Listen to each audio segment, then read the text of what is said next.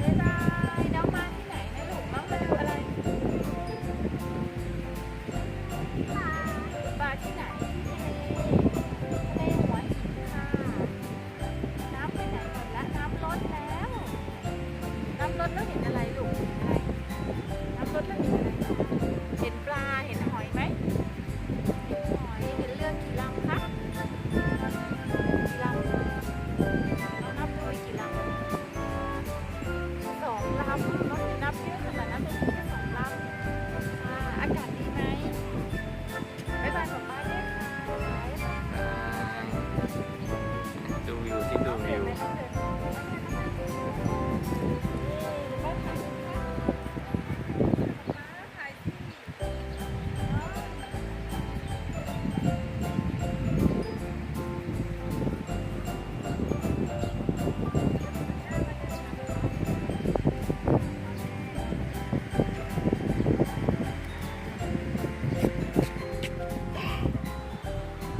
ไปกินข้าวกันแล้ว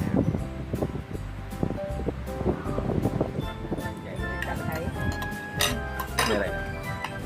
แตงกินมะนาว ลูกบ้านแม่เอามาโชว์แม่สิทุกคนกินข้าวน้องให้ย่ากินอะไรคะเอามาโชว์แม่หน่อย